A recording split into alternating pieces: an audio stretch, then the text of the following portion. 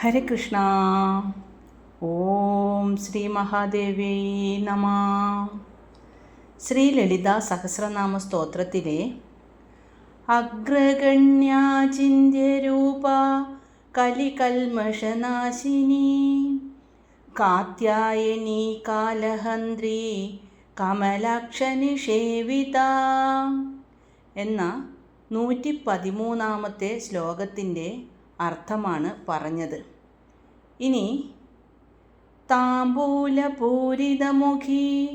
ദാഡിമി കുസുമപ്രഭ മൃഗാക്ഷി മോഹിനി മുഖ്യ മൃഡാണി മിത്രരൂപിണി എന്ന 114 ശ്ലോകത്തിലെ ആദ്യത്തെ നാമമായ താംബൂലപൂരിതമുഖി, അതായത് ദേവിയുടെ 559 നാമമായ താംബൂലപൂരിതമുഖി.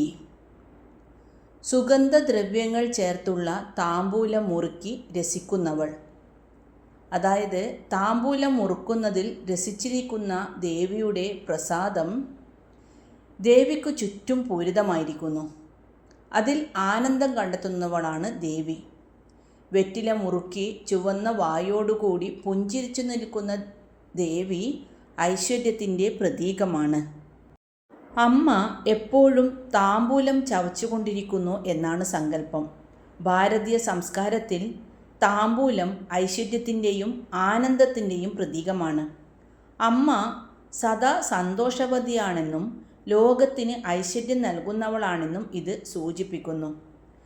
താംബൂലം കഴിക്കുമ്പോൾ വായ ചുവക്കുന്നതുപോലെ ഭക്തൻ്റെ ഹൃദയം ഭഗവതിയോടുള്ള പ്രേമം കൊണ്ട് ചുവക്കണം എന്ന് ഈ നാമം ഓർമ്മിപ്പിക്കുന്നു.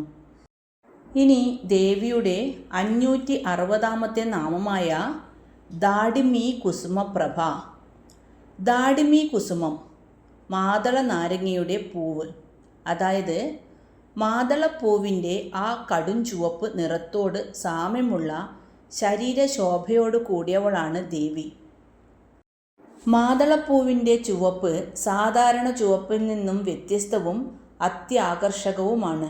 ദേവിയുടെ നിറം അതുപോലെ മനോഹരമാണ്. താംബൂലം ചവച്ചതുകൊണ്ട് ചുവന്ന ചുണ്ടുകളും മാതളപ്പൂവ് പോലെ തിളങ്ങുന്ന ഉടലോടും കൂടിയ ദേവി ഭക്തരുടെ മനസ്സിൽ തിളങ്ങി നിൽക്കുന്നു. ലളിതാ സഹസ്രനാമ സ്തോത്രത്തിൽ അമ്മയെ വർണ്ണിക്കുമ്പോൾ ഉപയോഗിക്കുന്ന ഉപമകൾ എത്ര മനോഹരമാണല്ലേ. ദാഡിമി കുസുമപ്രഭ, അതായത് അമ്മ വിടർന്നു നിൽക്കുന്ന മാതളപ്പൂവ് പോലെ ചുവന്നു തുടുത്തിരിക്കുന്നു എന്നാണ്. ആ ചുവപ്പു നിറം സ്നേഹത്തിൻ്റെയും ഒപ്പം മഹാശക്തിയുടെയും അടയാളമാണ്. നമ്മുടെ ഉള്ളിലെ ഇരുട്ടിനെ മാറ്റി ജീവിതത്തെ പ്രകാശപൂർണമാക്കുന്ന ആ ഉദയസൂര്യൻ്റെ നിറമുള്ള അമ്മയെ നമുക്ക് വണങ്ങാം. ഇനി ദേവിയുടെ 561 നാമമായ മൃഗാക്ഷി. മൃഗം എന്നാൽ മാൻ എന്നാണ് അർത്ഥം. മാനിൻ്റെ കണ്ണുകൾ പോലെ കറുത്തു നീണ്ട ചഞ്ചലവും മനോഹരവുമായ കണ്ണുള്ളവൾ. മാനിൻ്റെ കണ്ണുകൾ എപ്പോഴും ചലിച്ചുകൊണ്ടിരിക്കും. അതുപോലെ അമ്മയുടെ കണ്ണുകളും എപ്പോഴും ചലിച്ചുകൊണ്ടിരിക്കും. അതെന്തിനാണ്? അമ്മയുടെ കണ്ണുകൾ തൻ്റെ ഭക്തന്മാരെ എപ്പോഴും നിരീക്ഷിച്ചു കൊണ്ടിരിക്കും. അവർക്ക് എന്തെങ്കിലും ആപത്തുകൾ ഉണ്ടാകുന്നുണ്ടോ, അവർക്ക് എന്തെങ്കിലും കഷ്ടപ്പാടുകൾ ഉണ്ടാകുന്നുണ്ടോ എന്നൊക്കെ അറിയാൻ വേണ്ടിയാണിത്. ആ നോട്ടത്തിൽ മാൻ പേടയുടേത് പോലെയുള്ള നിഷ്കളങ്കതയും കരുണയുമുണ്ട്. അമ്മയുടെ ആ കണ്ണുകളിലേക്ക് നോക്കുന്ന ഭക്തന് ലോകത്തിൽ ഒന്നിനെയും പേടിക്കേണ്ടതില്ല. അമ്മയുടെ ആ നോട്ടമേറ്റാൽ തൻ്റെ ഭക്തൻ്റെ മനസ്സിലുണ്ടാകുന്ന അശാന്തിയൊക്കെ മാറും. മാത്രമല്ല മാനിൻ്റെ കണ്ണുകൾ വലിപ്പമുള്ളവയാണ്. പ്രപഞ്ചം മുഴുവൻ കാണാൻ കഴിയുന്നത്ര വിശാലമായ ദൃഷ്ടിയുള്ളവളാണ് പരാശക്തി എന്നാണ് ഈ നാമത്തിലൂടെ വ്യക്തമാക്കുന്നത്. ഇനി ദേവിയുടെ 562 നാമമായ മോഹിനി. തൻ്റെ സൗന്ദര്യം കൊണ്ട് വിശ്വത്തെ മുഴുവൻ മോഹിപ്പിക്കുന്നവൾ. അമ്മയുടെ ഈ മോഹിനി രൂപത്തിൽ ജ്ഞാനിയായ ശിവൻ പോലും മയങ്ങിപ്പോയി എന്നാണ് പറയപ്പെടുന്നത്. അതായത് പ്രപഞ്ചത്തിലെ ഏറ്റവും സുന്ദരമായ രൂപം അമ്മയുടേതാണ്. ആ സൗന്ദര്യത്താൽ സകല ചരാചരങ്ങളെയും മോഹിപ്പിക്കുന്നവളാണ് അമ്മ. പാലാഴി മഥന സമയത്ത് അസുരന്മാരിൽ നിന്ന് അമൃത് വീണ്ടെടുക്കാൻ ഭഗവാൻ വിഷ്ണു സ്വീകരിച്ച രൂപമാണ് മോഹിനി. എന്നാൽ ആ മോഹിനി രൂപം പോലും ലളിതാംബികയുടെ ചൈതന്യമാണെന്നാണ് പുരാണങ്ങൾ പറയുന്നത്. ദുഷ്ടന്മാരെയും അസുരന്മാരെയും തൻ്റെ മായയിൽ വീഴ്ത്തി വഴിതെറ്റിക്കുകയും സജ്ജനങ്ങളെ തൻ്റെ സ്നേഹവലയത്തിൽ നിർത്തുകയും ചെയ്യുന്നവളാണ് മോഹിനി രൂപിണിയായ അമ്മ. മായ എന്ന ശക്തിയെപ്പറ്റി നമ്മൾ കേട്ടിട്ടുണ്ടല്ലോ. നമ്മളെ ഈ സംസാര സാഗരത്തിൽ പിടിച്ചു നിർത്തുന്നതു തന്നെ മായയാണല്ലോ. അതായത് ഇല്ലാത്തതെല്ലാം ഉണ്ടെന്ന് നമ്മെ തെറ്റിദ്ധരിപ്പിച്ച് നമ്മെ വഴിതെറ്റിക്കുന്ന ഒരു ശക്തിയാണ് മായ. എന്നാൽ ലളിത സഹസ്രനാമത്തിലെ മോഹിനി എന്ന നാമം പറയുന്നത് ആ മായയും അമ്മയുടെ ഒരു ലീലയാണെന്നാണ്. അസുരന്മാരെ അമൃത് നൽകാതെ മോഹിപ്പിച്ചു മാറ്റിയതുപോലെ നമ്മുടെ ഉള്ളിലെ മോശമായ ചിന്തകളെയും ആഗ്രഹങ്ങളെയും മാറ്റി നമ്മെ ശരിയായ വഴിയിലേക്ക് കൊണ്ടുവരാൻ അമ്മ ഈ മോഹിനി രൂപം സ്വീകരിക്കുന്നു. അമ്മയുടെ ആത്മീയ സൗന്ദര്യത്തിൽ നമ്മൾ മോഹിതരായാൽ പിന്നെ ഈ ലോകത്തെ ഒരു കാര്യവും നമ്മെ ആകർഷിക്കില്ല എന്നർത്ഥം. ഇനി ദേവിയുടെ 563 നാമമായ മുഖ്യ, എല്ലാറ്റിൻ്റെയും കേന്ദ്രബിന്ദു അല്ലെങ്കിൽ പ്രമുഖ സ്ഥാനമുള്ളവൾ. പ്രപഞ്ചത്തിലെ സകല ദേവീദേവന്മാർക്കും ശക്തികൾക്കും ആധാരമായവൾ അമ്മയായതുകൊണ്ട് അമ്മയാണ് എല്ലാറ്റിനും മുഖ്യ. ഒരു യന്ത്രത്തിൻ്റെ പ്രവർത്തനം അതിൻ്റെ പ്രധാന സ്വിച്ചിനെ ആശ്രയിച്ചിരിക്കുന്നത് പോലെ പ്രപഞ്ചത്തിലെ സകല ചലനങ്ങളും അമ്മ എന്ന മുഖ്യശക്തിയെയാണ് ആശ്രയിച്ചിരിക്കുന്നത്. നമ്മുടെ ജീവിതത്തിൽ പലതിനും നമ്മൾ പ്രാധാന്യം നൽകാറുണ്ട്, പണം, പദവി, ബന്ധങ്ങൾ മുതലായവയ്ക്ക്. എന്നാൽ ഇതെല്ലാം നൽകുന്ന ഈശ്വരനാണ് ഏറ്റവും മുഖ്യം എന്ന് തിരിച്ചറിയുന്നതാണ് യഥാർത്ഥ ഭക്തി. ഇനി ദേവിയുടെ 564 നാമമായ മൃഡാണി. മൃഡൻ എന്നാൽ പരമശിവൻ. ആ പരമശിവൻ്റെ പത്നിയായവൾ. മൃഡയതി ഇതി മൃഡഃ. ഭക്തരെ സന്തോഷിപ്പിക്കുകയും അവർക്ക് സുഖം നൽകുകയും ചെയ്യുന്നവരാണ് മൃഡൻ. അങ്ങനെയുള്ള ആ മൃഡൻ്റെ പത്നിയായതുകൊണ്ട് അമ്മ മൃഡാണി. ശിവൻ എങ്ങനെയാണോ ഭക്തർക്ക് ആനന്ദം നൽകുന്നത്, അതുപോലെ തന്നെ ഭക്തർക്ക് ഐശ്വര്യവും ആത്മീയ സുഖവും നൽകുന്നവളാണ് അമ്മ. ശിവനും ശക്തിയും ഒന്നാണെന്നും ശിവൻ്റെ സന്തോഷത്തിന് കാരണമായ ചൈതന്യം അമ്മയാണെന്നും ഈ നാമം വ്യക്തമാക്കുന്നു. നമ്മുടെ ജീവിതത്തിലെ ദുഃഖങ്ങളെ മാറ്റി മനസ്സിന് ശാന്തി നൽകുന്ന ഭാവമാണിത്. മൃഡ എന്ന വാക്കിന് അനുഗ്രഹിക്കുന്നവൻ എന്നും അർത്ഥമുണ്ട്. അപ്പോൾ ഭക്തരെ എപ്പോഴും അനുഗ്രഹിച്ചുകൊണ്ടിരിക്കുന്നവളാണ് മൃഡാണി. ശിവൻ്റെ സംഹാര രൂപത്തിൻ്റെ പത്നിയായി വരുമ്പോൾ രുദ്രാണി എന്നും, ശാന്തവും ആനന്ദദായകവുമായ രൂപത്തിൻ്റെ പത്നിയായി വരുമ്പോൾ മൃഡാണി എന്നും വിളിക്കുന്നു. ഇനി ദേവിയുടെ 565 നാമമായ മിത്രരൂപിണി. സുഹൃത്തിൻ്റെ രൂപത്തിലിരിക്കുന്നവൾ, അതായത് എപ്പോഴും വിശ്വസിക്കാവുന്ന കൂടെയുള്ള സുഹൃത്താണ് അമ്മ. മിത്രൻ എന്നാൽ സൂര്യൻ എന്നും അർത്ഥമുണ്ട്. ലോകത്തിന് വെളിച്ചം നൽകുന്ന സൂര്യൻ എങ്ങനെയാണോ എല്ലാവരോടും വിവേചനമില്ലാതെ കരുണ കാണിക്കുന്നത്, അതുപോലെ ജ്ഞാനത്തിൻ്റെ പ്രകാശം ചൊരിയുന്ന സൂര്യരൂപമാണ് അമ്മയുടേത്. മാത്രമല്ല പ്രപഞ്ചത്തിലെ എല്ലാ ജീവജാലങ്ങളും തമ്മിലുള്ള സ്നേഹബന്ധത്തിന് കാരണമായ ശക്തിയാണ് മിത്രരൂപിണി. ലൗകികമായ സൗഹൃദങ്ങൾ സമയത്തിനനുസരിച്ച് മാറിയേക്കാം. എന്നാൽ ജന്മജന്മാന്തരങ്ങളിൽ നമ്മെ വിട്ടുപോകാത്ത ഏകമിത്രം ഈശ്വരനാണ്. നീ എൻ്റേതാണ് എന്നു പറഞ്ഞ് ചേർത്ത് നിർത്തുന്ന ഭാവമാണിത്. ഇനി 115 ശ്ലോകം നോക്കാം. നിത്യതൃപ്ത ഭക്തനിധിർനിയന്ത്രി നിഖിലേശ്വരി മൈത്രാദിവാസനാലഭ്യ മഹാപ്രളയ സാക്ഷിണി. ഈ ശ്ലോകത്തിലെ ആദ്യത്തെ നാമമായ നിത്യതൃപ്ത, അതായത് ദേവിയുടെ 566 നാമം നിത്യതൃപ്ത, എന്നും തൃപ്തയായവൾ അല്ലെങ്കിൽ സന്തുഷ്ടയായവൾ. ആഗ്രഹങ്ങളുടെ പൂർത്തീകരണത്താൽ മനസ്സിന് മതി എന്ന തോന്നലുളവാക്കുന്നതാണ് തൃപ്തി. മനുഷ്യരുടെ ഈ തൃപ്തി ക്ഷണികമാണ്. ഒരാഗ്രഹം സാധിച്ചാൽ അവൻ്റെ ഉള്ളിൽ വേറൊന്ന് ഉടലെടുക്കും. എന്നാൽ ദേവിക്ക് ആഗ്രഹങ്ങളില്ലാത്തതിനാൽ എന്നും അവൾ തൃപ്തയാണ്. മോക്ഷം പ്രാപിച്ച ഒരാൾക്ക്, അതായത് ആഗ്രഹങ്ങൾ ഒന്നും ഇല്ലാതിരിക്കുന്ന അവസ്ഥയാണ് മോക്ഷം എന്ന് പറയുന്നത്. ആ അവസ്ഥ പ്രാപിച്ച ഒരാൾക്ക് മാത്രമേ പൂർണ്ണ തൃപ്തി കിട്ടുകയുള്ളൂ. അതുപോലെ അമ്മയുടെ ചൈതന്യം നമ്മുടെ ഉള്ളിൽ ഉണരുമ്പോൾ നമ്മളും തൃപ്തരായി മാറും.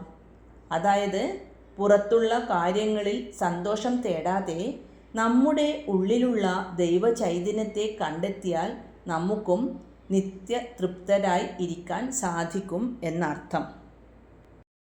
ഇനി ദേവിയുടെ 567 നാമമായ ഭക്തനിധി, ഭക്തർക്ക് നിധിയായിട്ടിരിക്കുന്നവൾ. ഭക്തനിധിയായിരിക്കുന്ന അമ്മ നമ്മുടെ ഉള്ളിലുണ്ടെങ്കിൽ പിന്നെ നമുക്ക് വേറൊരു നിധി കിട്ടാനില്ല. നമ്മുടെ ഹൃദയത്തിലിരിക്കുന്ന ഈ നിധിയെ ആർക്കും തട്ടിയെടുക്കാനും ആകില്ല. അതായത് ദേവി പ്രസാദം ലഭിച്ചാൽ അതുതന്നെ നിധി ലഭിച്ച പോലെയാണ് എന്നാണ് അർത്ഥം. ഏറ്റവും വലിയ നിധിയായ മോക്ഷം ഭക്തർക്ക് നൽകുന്നവളെന്നും ഈ നാമത്തിൻ്റെ അർത്ഥമായി പറയാം. ലോകത്തിലുള്ള പണമോ സ്വർണമോ എന്തെങ്കിലും നമുക്ക് നിധിയായി കിട്ടിയാൽ നമ്മൾ അത് ചിലവാക്കുമ്പോൾ തീർന്നു പോകില്ലേ? എന്നാൽ അമ്മയാകുന്ന ആ നിധി എത്രയധികം അനുഭവിക്കുന്നുവോ അത്രയധികം വർദ്ധിച്ചു കൊണ്ടേയിരിക്കും. അതായത് ആ അമ്മ നമ്മുടെ ഉള്ളിൽ നിന്ന് പോവുകയേ ഇല്ല എന്ന അർത്ഥം. ഭൂമിയുടെ അടിയിലോ മറ്റോ ഒളിച്ചിരിക്കുന്ന സാധനത്തെയാണല്ലോ നിധി എന്ന് പറയുന്നത്. അത് നമ്മൾ കഠിനാധ്വാനം ചെയ്ത് തന്നെ കണ്ടെത്തേണ്ടി വരും. അതുപോലെ ഭക്തിയോടെ തിരയുന്നവർക്ക് മാത്രമേ ഹൃദയമാകുന്ന ഗുഹയിലിരിക്കുന്ന അമ്മയാകുന്ന നിധിയെ കണ്ടെത്താൻ കഴിയുകയുള്ളൂ. നിഷ്കളങ്കമായ പ്രേമത്തോടെയും ഭക്തിയോടെയും അമ്മയെ ആരാധിക്കുന്ന ഭക്തനു മാത്രമേ അമ്മയെ കിട്ടുകയുള്ളൂ എന്നാണ് അർത്ഥമാക്കുന്നത്. ഇനി ദേവിയുടെ 568 നാമമായ നിയന്ത്രി. നിയന്ത്രി എന്നാൽ നിയന്ത്രിക്കുന്നവൾ. ഈ ജഗത്തിനെ മുഴുവൻ നിയന്ത്രിക്കുന്നവളാണ് അമ്മ. ഈ പ്രപഞ്ചത്തിലെ ചരാചരങ്ങൾ എങ്ങനെ പ്രവർത്തിക്കണമെന്നും നിശ്ചയിക്കുന്നതും അവയെ നിയന്ത്രിക്കുന്നതും അമ്മയാണ്. മാത്രമല്ല ഓരോ ജീവിയുടെയും ഉള്ളിലിരുന്ന് ബുദ്ധിയെയും ഇന്ദ്രിയങ്ങളെയും നിയന്ത്രിക്കുന്ന ശക്തി കൂടിയാണ് അമ്മ. നമ്മുടെ ശരീരത്തെ ഒരു രഥമായി ഉപമിച്ചാൽ അതിലെ കുതിരകളായ ഇന്ദ്രിയങ്ങളെ നിയന്ത്രിക്കുന്ന കടിഞ്ഞാൻ പിടിച്ചിരിക്കുന്നത് അമ്മയാണ്. ആ അമ്മയ്ക്ക് സ്വയം സമർപ്പിച്ചാൽ അമ്മ നമ്മുടെ ജീവിതത്തെ കൃത്യമായ വഴിയിലൂടെ നയിക്കും. അതായത് ഓരോരുത്തരും അവരവരുടെ ജീവിതത്തിൻ്റെ കടിഞ്ഞാൻ അമ്മയുടെ കയ്യിലാണെന്ന് വിശ്വസിക്കുക. പിന്നെ നമുക്ക് ഒന്നിനെയും ഭയപ്പെടേണ്ടി വരികയേയില്ല. ഇനി ദേവിയുടെ 569 നാമമായ നിഖിലേശ്വരി. സകലതിനും ഈശ്വരിയായവൾ എന്നാണ് ഈ വാക്കിൻ്റെ അർത്ഥം. നിഖില എന്നാൽ സകലതും എന്നാണ് അർത്ഥം. ഈ കാണപ്പെടുന്നതും അല്ലാത്തതുമായ എല്ലാ പ്രപഞ്ചങ്ങളുടെയും ഏക അധിപതി അല്ലെങ്കിൽ സ്വാമിനി അമ്മയാണ്. പ്രപഞ്ചത്തിലെ ഓരോ കണികയിലും ഈശ്വരിയായി അമ്മ നിറഞ്ഞു നിൽക്കുന്നു. സകല ചരാചരങ്ങളും അമ്മയുടെ വിവിധ രൂപങ്ങളാണ് എന്നാണ് ഈ നാമം വ്യക്തമാക്കുന്നത്. കഴിഞ്ഞ നാമമായ നിയന്ത്രി എന്ന നാമത്തിലൂടെ അമ്മ എല്ലാറ്റിനെയും നിയന്ത്രിക്കുന്നു എന്ന് നമ്മൾ കണ്ടു. ആ നിയന്ത്രണം നടത്താനുള്ള പൂർണ്ണമായ അധികാരം അമ്മയ്ക്കുണ്ടെന്നാണ് നിഖിലേശ്വരി എന്ന നാമം അർത്ഥമാക്കുന്നത്. പ്രപഞ്ചത്തിന് പുറത്തിരുന്ന് ഭരിക്കുക മാത്രമല്ല അമ്മ ചെയ്യുന്നത്, മറിച്ച് പ്രപഞ്ചത്തിലെ ഓരോ കണികയിലും ഈശ്വരിയായി അമ്മ നിറഞ്ഞു നിൽക്കുന്നു. നാം കാണുന്ന ഈ ലോകം അമ്മയുടെ ഒരു ചെറിയ ഭാഗം മാത്രമാണ്. അനന്തകോടി ബ്രഹ്മാണ്ടങ്ങളെ തൻ്റെ ഒരു രോമകൂപത്തിൽ താങ്ങാൻ കഴിയുന്നവളാണ് നിഖിലേശ്വരിയായ അമ്മ. ഇനി ദേവിയുടെ 570 നാമമായ മൈത്ര്യാദിവാസന ലഭ്യ. മൈത്രി തുടങ്ങിയ ശീലങ്ങളാൽ ലഭിക്കുന്നവൾ എന്നർത്ഥം. വാസന 4 വിധത്തിലാണ്. 1. മൈത്രി, എല്ലാവരോടും സൗഹൃദത്തിൽ പെരുമാറുക. 2. കരുണ, കഷ്ടപ്പെടുന്നവരോട് ദയ കാണിക്കുക. അവർക്ക് എന്തെങ്കിലും സഹായം ചെയ്തു കൊടുക്കാൻ സാധിക്കുമെങ്കിൽ ചെയ്തു കൊടുക്കുക. കഴിയുമെങ്കിൽ അവരുടെ ദുഃഖത്തിൽ പങ്കുചേരുക. 3. മുദിതം അല്ലെങ്കിൽ സന്തോഷം, മറ്റുള്ളവരുടെ സന്തോഷത്തിൽ സന്തോഷിക്കുക. അസൂയ ഇല്ലാതിരിക്കുക. 4. ഉപേക്ഷ, തിന്മകളെ അവഗണിക്കുക. മോശം കാര്യങ്ങളിൽ നിന്ന് അകന്നു നിൽക്കുക. അതായത് ദുർജനങ്ങളോട് വെറുക്കാതെ ഉപേക്ഷിക്കുന്ന രീതിയിൽ നിൽക്കുക. ഈ 4 ഉന്നത സ്വഭാവ ഗുണങ്ങൾ അല്ലെങ്കിൽ വാസനകൾ ജീവിതത്തിൽ പകർത്തുന്നവർക്ക് അമ്മയെ വേഗത്തിൽ ലഭിക്കും എന്നാണ് ഈ നാമത്തിലൂടെ വ്യക്തമാക്കുന്നത്. നമ്മുടെ ഉള്ളിലെ സ്വഭാവം അല്ലെങ്കിൽ വാസന ശുദ്ധമാകുമ്പോൾ അമ്മ അവിടെ താനേ വെളിപ്പെടും എന്നാണ് ഈ നാമത്തിൻ്റെ സാരം.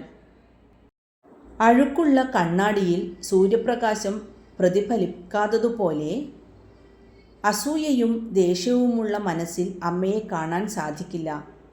മൈത്രി എന്ന വെള്ളമൊഴിച്ച് മനസ്സ് കഴുകുമ്പോൾ അമ്മയെ നമുക്ക് അവിടെ ദർശിക്കാൻ കഴിയും. ഇനി ദേവിയുടെ 571 നാമമായ മഹാപ്രളയ സാക്ഷിണി. മഹാപ്രളയത്തിന് സാക്ഷിയായിരിക്കുന്നവൾ. പ്രപഞ്ചം മുഴുവൻ നശിക്കുകയും പഞ്ചഭൂതങ്ങൾ ഇല്ലാതാവുകയും സൂര്യചന്ദ്രന്മാരും ദേവന്മാരും പോലും ലയിച്ചു ചേരുകയും ചെയ്യുന്ന അവസ്ഥയാണ് മഹാപ്രളയം. ആ സമയത്ത് എല്ലാം അവസാനിക്കുമ്പോഴും ഒന്നും സംഭവിക്കാതെ അതിനെയെല്ലാം നോക്കി നിൽക്കുന്ന ഏക സാക്ഷിയാണ് അമ്മ. എല്ലാം നശിക്കുമ്പോൾ സാക്ഷി നശിക്കുന്നില്ല. സാക്ഷിയായ അമ്മയുണ്ടെങ്കിൽ മാത്രമേ അടുത്ത സൃഷ്ടി സാധ്യമാവുകയുള്ളൂ. അതായത് സിനിമ അവസാനിക്കുമ്പോഴും വെളുത്ത സ്ക്രീൻ അവിടെ തന്നെ ബാക്കിയാകുന്നത് പോലെ പ്രപഞ്ച നാടകത്തിന് ശേഷവും ബാക്കിയാകുന്ന പരമസത്യമാണ് അമ്മ. അമ്മ വെറുമൊരു കാഴ്ചക്കാരിയല്ല, മറിച്ച് തൻ്റെ ഇച്ഛാശക്തിയാൽ പ്രപഞ്ചത്തെ മുഴുവൻ തന്നിലേക്ക് പിൻവലിക്കുകയും വീണ്ടും പുറത്തേക്ക് കൊണ്ടുവരികയും ചെയ്യുന്ന പരമമായ ബോധമാണ്. പ്രളയം എന്നത് വിനാശത്തിൻ്റെ പ്രതീകമാണ്. എന്നാൽ അമ്മ അതിന് സാക്ഷി മാത്രമാണ്. ഇതിലൂടെ നൽകുന്ന സന്ദേശം ഇതാണ്: നമ്മുടെ ജീവിതത്തിൽ എന്ത് വലിയ തകർച്ചകൾ ഉണ്ടായാലും നമ്മുടെ ഉള്ളിലെ ആത്മചൈതന്യം അതിനെല്ലാം സാക്ഷിയായി നിലകൊള്ളുന്നു എന്നാണ്. ശിവൻ പ്രളയനൃത്തം ചെയ്യുമ്പോൾ അല്ലെങ്കിൽ താണ്ഡവമാടുമ്പോൾ ആ നൃത്തത്തിന് സാക്ഷിയായി നിന്ന് ആനന്ദിക്കുന്നവളാണ് ദേവി. അമ്മയുടെ ആ നോട്ടമില്ലെങ്കിൽ ശിവൻ്റെ താണ്ഡവം പൂർണ്ണമാകില്ല. മഹാപ്രളയം എന്നു കേൾക്കുമ്പോൾ തന്നെ നമുക്ക് പേടി തോന്നും. അത് അങ്ങനെയുള്ളൊരു വാക്കാണ്. എന്നാൽ ലളിതാ സഹസ്രനാമത്തിലെ മഹാപ്രളയ സാക്ഷിണി എന്ന നാമം നമുക്ക് വലിയൊരു ധൈര്യമാണ് നൽകുന്നത്. പ്രപഞ്ചം മുഴുവൻ ഇല്ലാതാകുന്ന ആ മഹാപ്രളയത്തിൽ പോലും ഒന്നും സംഭവിക്കാതെ ചിരിച്ചുകൊണ്ട് നിൽക്കുന്നവളാണ് നമ്മുടെ ലളിതാദേവിയായ അമ്മ. ലോകം അവസാനിച്ചാലും അമ്മയുണ്ടാകും. നമ്മുടെ ജീവിതത്തിൽ എല്ലാം തകർന്നു എന്ന് തോന്നുമ്പോഴും ആ തകർച്ചകൾക്കെല്ലാം സാക്ഷിയായി അമ്മ നമ്മുടെ കൂടെ ഉണ്ടെന്ന് എപ്പോഴും ഓർക്കണം. ആ ബോധം നമുക്ക് തകരില്ലെന്ന ഉറപ്പു നൽകും. അമ്മ നമ്മെ ഒരിക്കലും തകരാൻ വിടില്ല എന്ന് നമ്മൾ പൂർണ്ണ ബോധ്യരായിരിക്കണമെന്ന് മാത്രം. ഇന്ന് അർത്ഥം മനസ്സിലാക്കിയ ശ്ലോകങ്ങൾ നമുക്കൊന്ന് ചൊല്ലിനോക്കാം. താംബൂലപൂരിതമുഖി ദാഡിമി കുസുമപ്രഭ മൃഗാക്ഷി മോഹിനി മുഖ്യ മൃഡാണി മിത്രരൂപിണി നിത്യതൃപ്ത ഭക്തനിധിർനിയന്ത്രി നിഖിലേശ്വരി മൈത്രാധിവാസന ലഭ്യ മഹാപ്രളയസാക്ഷിണീ. ഓം ശ്രീ മഹാദേവ്യൈ നമഃ. ഹരേ കൃഷ്ണ.